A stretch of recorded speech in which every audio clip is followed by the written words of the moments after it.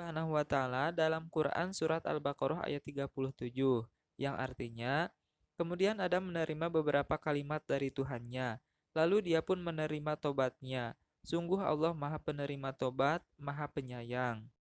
Kehidupan Nabi Adam dan istrinya Hawa terus berlanjut sehingga turun-temurun dan semakin banyaklah jumlah manusia di muka bumi ini. Nabi Adam alaihissalam mengajarkan agar anak dan cucunya senantiasa taat kepada Allah dan menjauhi tipu daya setan. Yang kedua, Nabi Idris alaihissalam. Nabi Idris alaihissalam adalah keturunan keenam dari Nabi Adam alaihissalam. Beliau merupakan manusia pertama dari keturunan Nabi Adam alaihissalam yang menjadi utusan Allah Subhanahu wa taala. Nabi Idris alaihissalam berdakwah untuk meluruskan kembali agama Allah, mengajarkan tauhid, beribadah, dan menyembah hanya kepada Allah Subhanahu wa taala. Beliau memberi beberapa pedoman dasar dalam hidup bagi umatnya agar selamat dari perbuatan dusta dan maksiat kepada Allah Subhanahu wa taala. Firman Allah Subhanahu wa taala dalam Quran surat Maryam ayat 56 sampai 57 yang artinya dan ceritakanlah Muhammad kisah Idris di dalam kitab Al-Quran. Sesungguhnya dia seorang yang sangat mencintai kebenaran dan seorang mulia ini.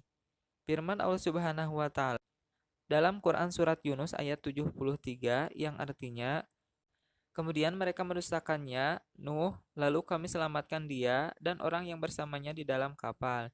Dan kami jadikan mereka itu khalifah. Dan kami tenggelamkan orang yang mendustakan ayat-ayat kami. Maka perhatikanlah sebagaimana kesudahan orang-orang yang diberi peringatan itu. Puluhan bahkan ratusan tahun Nabi Nuh alaihissalam berdakwah, namun sebagian besar dari mereka tetap menyekutukan Allah Subhanahu wa taala. Mereka menyombongkan diri dan berani kepada Nabi Nuh karena mereka memiliki kedudukan, kekayaan, dan kepandaian melebihi Nabi Nuh. Sebagaimana pelajaran bagi umat manusia berikutnya, Allah kemudian menurunkan azab berupa banjir disertai angin topan yang sangat hebat. Saat itu kaumnya banyak yang tenggelam, termasuk anaknya yang bernama Kam. Firman Allah Subhanahu wa taala dalam Quran surat Al-Mu'minun ayat 41 yang artinya lalu mereka benar-benar dimusnahkan oleh suara yang mengguntur dan kami jadikan mereka seperti sampah yang dibawa banjir. Maka binasalah bagi Allah wa taala dalam Quran surat Hud ayat 67. Siti Hajar beliau mempunyai seorang anak yang bernama Ismail. Sedangkan dengan Siti Sarah mempunyai seorang anak yang bernama Ishak. Beliaulah yang membangun Ka'bah sebagai rumah untuk beribadah yang dibantu oleh anaknya Nabi Ismail.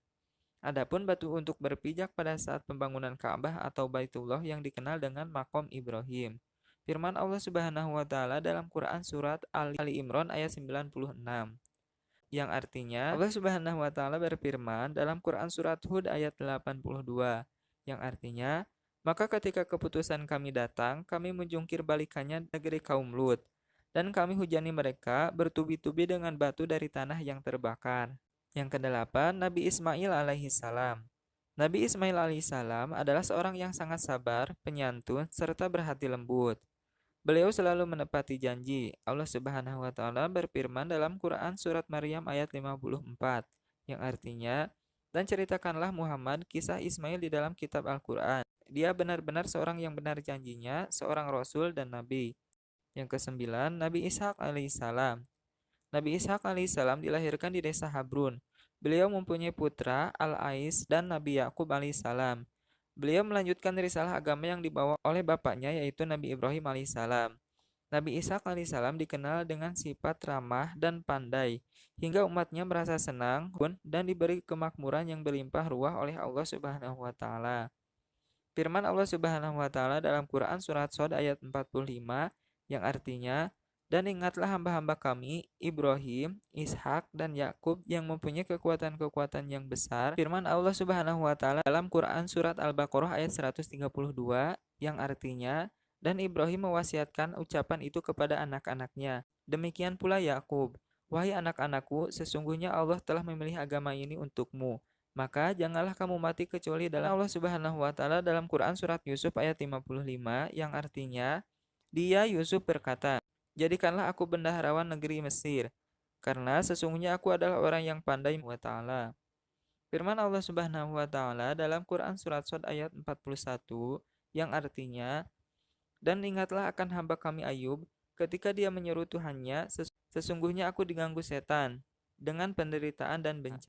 Firman Allah Subhanahu wa taala dalam Quran surat Al-A'raf ayat 92 yang artinya, orang-orang yang mendustakan Syuaib seakan-akan firman Allah Subhanahu wa taala dalam Quran surat An-Nazi'at ayat 16 sampai 17 yang artinya, ketika Tuhan memanggilnya Musa di lembah suci yaitu lembah tua, pergilah kamu kepada Firaun, sesungguhnya ia telah melampaui batas.